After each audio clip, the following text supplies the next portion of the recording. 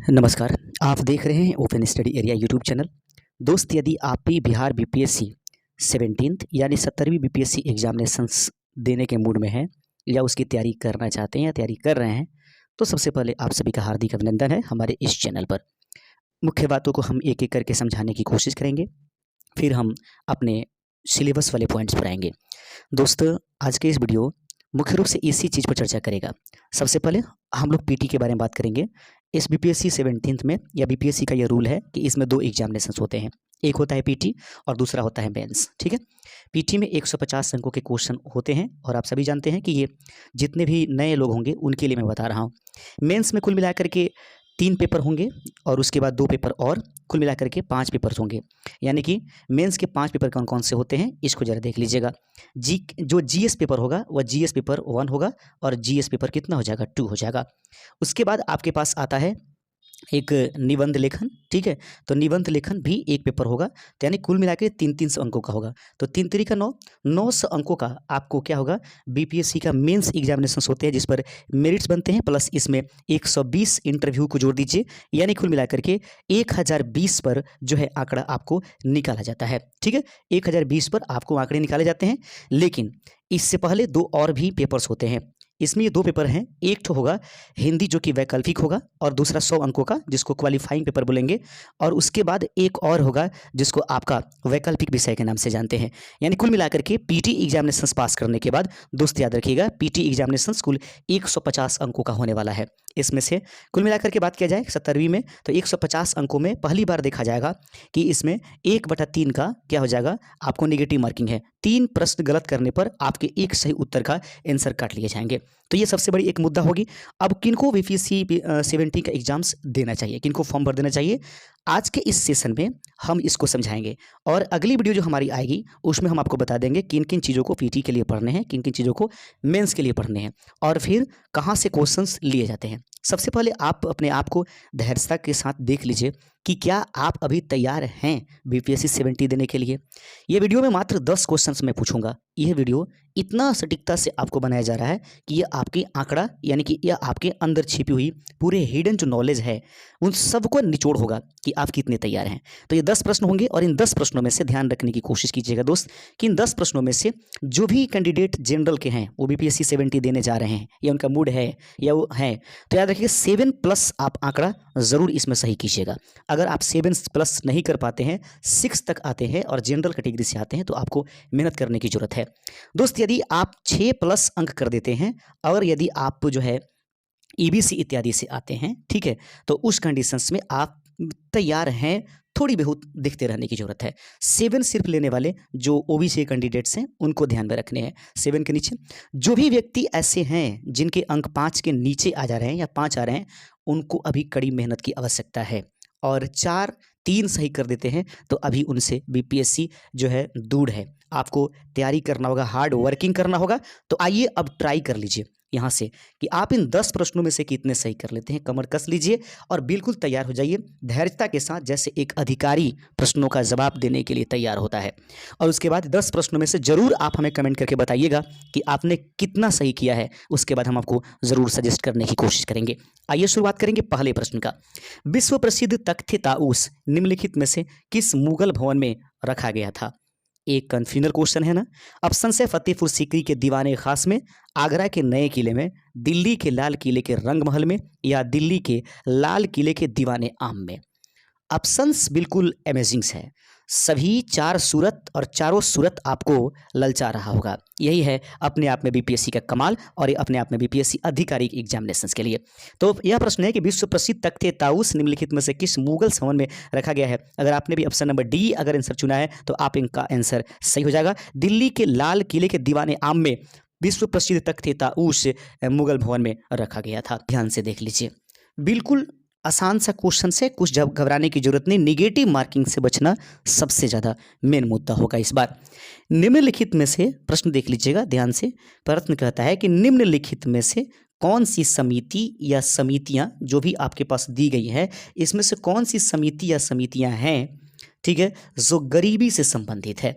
यानी कि गरीबी से संबंधित, गरीबी से के तहत या उनके निवारण के लिए या उस पर फोकस करने के लिए निम्नलिखित में से किन समितियों को बनाया गया था? ऑप्शन है लकड़वारा समिति, सी रंगराजन समिति, तेंदुलकर समिति या नरसिम्हन समिति। बड़ा ही गौर करने की आवश्यकता पड़ जाएगी इस प्रश्न पर, थोड़ा सा गहन, थोड़ा सा डीप रहने की जरूरत है। तो निम्नलिखित में से कौन सी समिति या समिति गरीबी से संबंधित है? तो लकड़वारा समिति सही है, सी रंगराजन समिति भी गरीबी से संबंधित है, तेंदुलकर समिति भी गरीबी से संबंधित है। लेकिन नरसिम्हन समिति जो है ये बैंकिंग क्षेत्र से संबंधित रहने वाली एक प्रकार की समिति है। यानी कुल मिलाकर देखा जाए 1, 2 और 3, अगर आपने भी ऑप्शन नंबर सी चुना है तो उम्मीद कीजिए कि आपका आंसर सही हो जाएगा।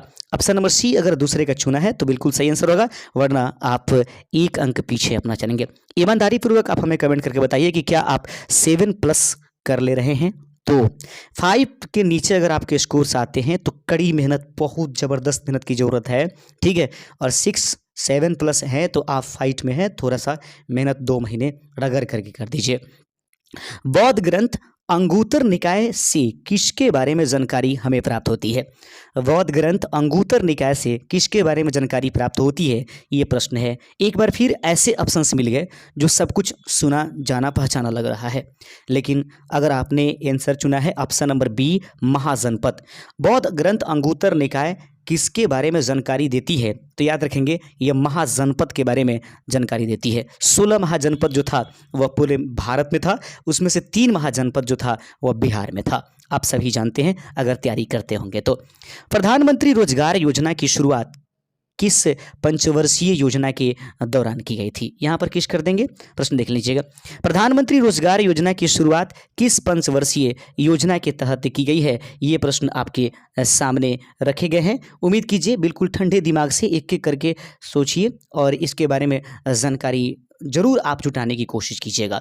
तो चौथे नंबर प्रश्न का सही आंसर है 8वीं। याद रखेंगे प्रधानमंत्री रोजगार योजना की शुरुआत किस पंचवर्षीय योजना के दौरान की गई है?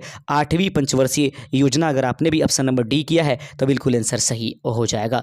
लीजिए, ऐसे प्रश्न आपको गजब दिखाई देंगे पेपर्स में, ये मानने वाले क्वेश्चंस नहीं होते हैं। थोड़ा सा यहाँ पर हम लोग देख लेंगे, बड़ा ही ज़बरदस्त क्वेश्चन है, छोटा कर देते हैं तो ध्यान से देखिएगा। प्रश्न है आपके सामने, 4 ही ऑप्शन सामने देते हैं, इसी में आंसर है। दक्षिण से उत्तर की ओर सिंधु घाटी सभ्यता के स्थलों की व्यवस्थित कीजिए। प्रश्न है दक्षिण से अगर उत्तर की तरफ चलें तो सिंधु घाटी सभ्यता के स्थल निम्नलिखित में से क्या हो जाएंगे? दोस्तों याद रखेंगे उत्तरी दिशा में मांडा आता है, तो यानी कहने का मतलब दक्षिण से उत्तर चलना है, यानी कि इधर से इधर चलना है। याद रखें धौलावीरा जो है वो सबसे दक्षिण की तरफ आता है, जो दिए गए ऑप्शंस में है। तो धौलावीरा चौथा नंबर 1 नंबर पर आएगा, तो ऑप्शन नंबर सी में ऐसा दिखाई दे रहा है। चौथा धौलावीरा, उसके बाद आपके पास कालीबंगा, कालीबंगा के ठीक बाद में जो होता है उसके बाद हड़प्पा, और हड़प्पा के बाद ऊपर चल जाएंगे तो मांडा नजर आता है। ऑप्शन नंबर सी अगर आपने भी आंसर चुना है तो बिल्कुल आंसर सही हो जाएगा। छठा नंबर प्रश्न आपकी स्क्रीन पर दिखाई दे रहा है और प्रश्न है कि महावीर ने अपने शिष्यों को कितने गंधर्वों में विभाजित किया था? ये प्रश्न आपके सामने दिखाई दे रहा है और प्रश्न का यकीनन आसानी पूर्वक एकदम बिल्कुल धैर्य बना लीजिए, आंसर बिल्कुल आप सही कर दीजिएगा।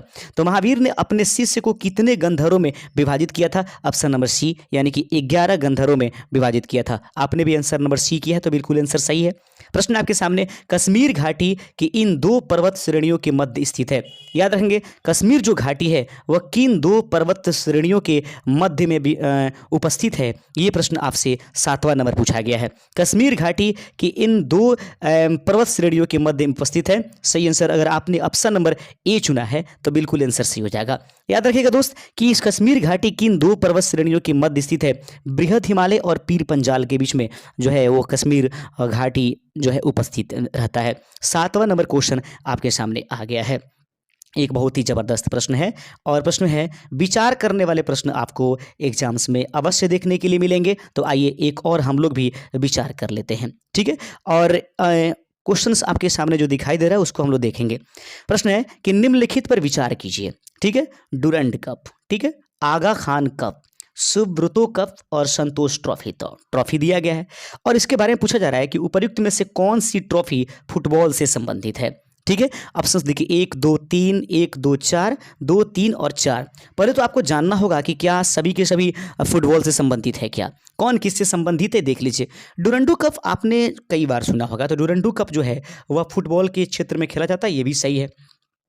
सुब्रतो कप जो है वो भी फुटबॉल में है। संतोष ट्रॉफी भी आपने पढ़ा ही होगा।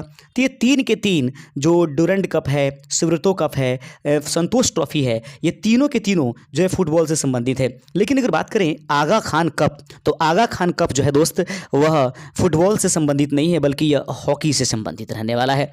आगा खान हॉकी मैच का यह खिताब इस टीम को जाता है, आपने जरूर सुना होगा। तो निम्नलिखित में से इस पर विचार कीजिए। डुरंड कप, सुब्रतो कप और संतोष ट्रॉफी, ये जो है तीनों के तीनों जो है फुटबॉल से संबंधित है। 1 3 और 4 किसी ऑप्शंस में दिए गए हैं। अभी तक तो 1 2 3 दिया था, 1 2 4, 1 3 4। हाँ, ऑप्शन नंबर डी अगर आपने भी आंसर चुना है तो ऑप्शन नंबर सी डी आपका सही आंसर हो जाएगा। लीजिए 9वां नंबर प्रश्न है। 10 प्रश्नों की ही बात है, 10 प्रश्न में ही आप अपने हालचाल पर बिल्कुल टिके रहेंगे। 7+ करीब कीजिए या 7 तक जरूर पहुंचिए। राष्ट्रीय मत्स्य विकास बोर्ड का मुख्यालय कहाँ स्थित है? प्रश्न है कि राष्ट्रीय मत्स्य विकास बोर्ड का मुख्यालय कहाँ पर उपस्थित है। इस प्रश्न का सही आंसर हो जाएगा ऑप्शंस जो दिए गए हैदराबाद, दिल्ली, बेंगलुरु, पटना। तो राष्ट्रीय मत्स्य विकास बोर्ड का मुख्यालय कहाँ स्थित है? 9वें नंबर प्रश्न का अगर ऑप्शंस पूछा जाए तो सही आंसर रहेगा हैदराबाद में उपस्थित है। 9वें का ऑप्शन नंबर ए सही है कि राष्ट्रीय मत्स्य विकास बोर्ड का मुख्यालय हैदराबाद में उपस्थित है। लीजिए दोस्त अंतिम क्वेश्चंस आपके स्क्रीन पर है। किस अधिनियम के अंतर्गत केंद्रीय बजट को राज्य बजट से अलग किया गया था? वो कौन सा अधिनियम है जिसके अंतर्गत केंद्रीय बजट को जो है राज्य बजट से अलग कर दिया गया था? इस प्रश्न का आंसर आप आज जानिए, कल जानिए, जभी भी आपको जानना होगा जानिए। तो सही आंसर होगा इस प्रश्न का कि किस अधिनियम के अंदर केंद्रीय बजट को राज्य बजट से अलग किया गया था। तो सही आंसर होगा भारत शासन अधिनियम 1919 के तहत। याद रखेंगे, भारत शासन अधिनियम 1919 के तहत जो है केंद्रीय बजट को राज्य बजट से अलग कर दिया गया था। उम्मीद करते हैं कि दोस्त आज ये जितनी भी चीज़ें आप लोगों ने पढ़ा वो उससे इम्पॉर्टेंट साबित हुआ होगा और आपसे इस प्रश्न से ज़रूर लाभान्वित अपने आप को करेंगे। और कुछ मिला करके मोटा मोटी आपको ये आइडिया भी लग गया होगा कि आप कहाँ पर हैं और आपको क्या करना है, फैसला आपको करना है। कुछ भी दिक्कत होती है तो कमेंट जरूर कर लीजिएगा। शुक्रिया, जय हिंद।